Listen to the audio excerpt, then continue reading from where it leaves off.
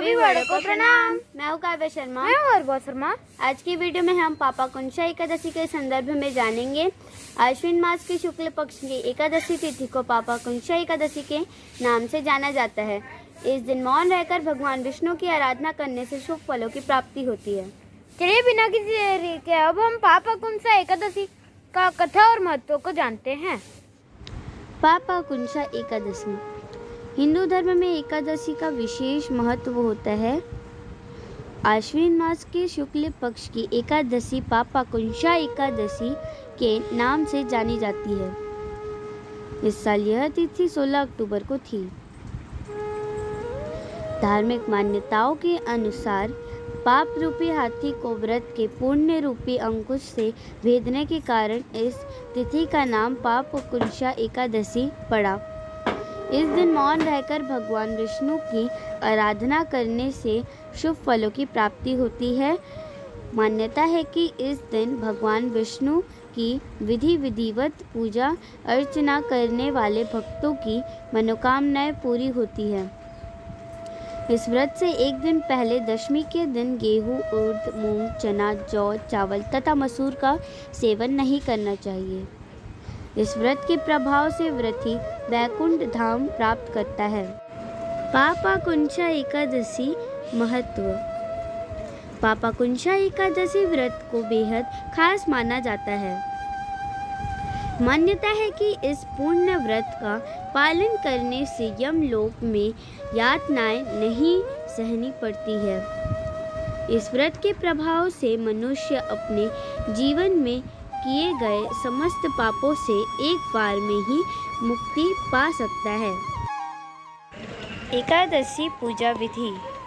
सुबह जल्दी उठकर स्नान आदि से निवृत्त हो जाए। घर के मंदिर में दीप प्रज्वलित करें। भगवान विष्णु का गंगा जल से अभिषेक करें। भगवान विष्णु को पुष्प और तुलसी दल अर्पित करें। अगर संभव हो तो इस दिन व्रत भी रखें। भगवान की आरती करें। भगवान को भोग लगाएं। इस बात का विशेष ध्यान रखें कि भगवान को सिर्फ सात्विक चीज़ों का भोग लगाया जाता है। भगवान विष्णु के भोग में तुलसी को ज़रूर शामिल करें। ऐसा माना जाता है कि बिना तुलसी के भगवान विष्णु भोग ग्रहण नहीं करते हैं। इस पावन दिन भगवान विष्णु के साथ ही माता लक्ष्मी की पूजा भी करें। इस दिन भगवान का अधिक से अधिक ध्यान करें। पापाकुंशा एकादशी की कथा। अर्जुन कहने लगे कि हे जगदीश्वर, मैंने आश्विन कृष्ण एकादशी अर्थात इंदिरा एकादशी का सविस्तार वर्णन सुना। अब आप कृपा करके मुझे आश्विन क्वार माह के शुक्ल पक्ष की एकादशी के विषय में भी बतलाइए। इस एकादशी का क्या नाम है तथा इसके व्रत का क्या विधान है। इसका व्रत करने से किस फल की प्राप्ति होती है। कृपया यह सब विधान पूर्वक कहिए। भगवान श्री कृष्ण ने कहा, हे कुंती नंदन, आश्विन माह के शुक्ल पक्ष की एकादशी का नाम पापाकुंशा एकादशी है।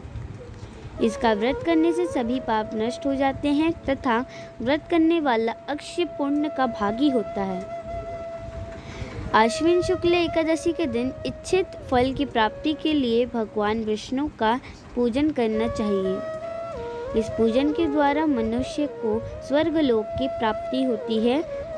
हे अर्जुन, जो मनुष्य कठिन तपस्याओं के द्वारा फल की प्राप्ति करते हैं, वह फल इस एकादशी के दिन क्षीर सागर में शेषनाग पर शयन करने वाले भगवान विष्णु को नमस्कार कर देने से मिल जाता है और मनुष्य को यम के दुख नहीं भोगने पड़ते।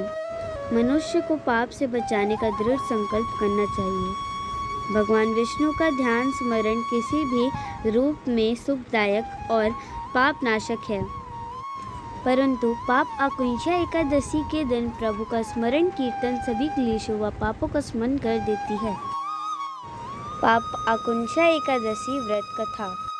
प्राचीन समय में विंध्य पर्वत पर क्रोधन नामक एक बहेलिया रहता था। वह बड़ा क्रूर था। उसका सारा जीवन हिंसा, लूटपाट, मद्यपान और गलत संगति पाप कर्मों में बीता।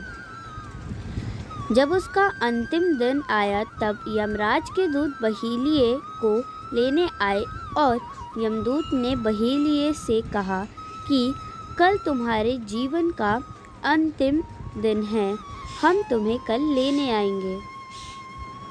यह बात सुनकर बहेलिया बहुत भयभीत हो गया और महर्षि अंगिरा के आश्रम में पहुंचा और महर्षि अंगिरा के चरणों पर गिरकर प्रार्थना करने लगा।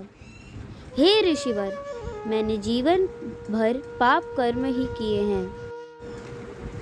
कृपा कर मुझे कोई ऐसा उपाय बताइए जिससे मेरे सारे पाप मिट जाए और मोक्ष की प्राप्ति हो जाए। उसके निवेदन पर महर्षि अंगिरा ने उसे आश्विन शुक्ल की पाप अकुंशा एकादशी का विधि पूर्वक व्रत करने को कहा। महर्षि अंगिरा के कहे अनुसार उस बहेलिये ने यह व्रत किया और किए गए सारे पापों से छुटकारा पा लिया और इस व्रत पूजन के बल से भगवान की कृपा से वह विष्णु लोक को गया। जब यमराज के यमदूत ने इस चमत्कार को देखा तो वह बहेलिया को बिना लिए ही यमलोक वापस लौट गए। इस प्रकार वह बहेलिया पाप अकुंशा एकादशी व्रत के प्रभाव से यमलोक की यातना से मुक्त होकर विष्णु लोक को प्राप्त हुआ। आप सभी को पाप अकुंशा एकादशी की ढेर सारी शुभकामनाएं। भगवान विष्णु जी की कृपा हम सभी पर बनी रहे। अगर आपको ये वीडियो अच्छा लगता है तो इसे लाइक करना, ज़्यादा से ज़्यादा शेयर करना और हमारे चैनल को सब्सक्राइब करना। अगर हमसे कोई भी गलती होती है तो हमें कमेंट्स में ज़रूर बताना। अब हम आपसे नेक्स्ट वीडियो में तब तक के लिए बाय बाय। सभी बड़ों को प्रणाम।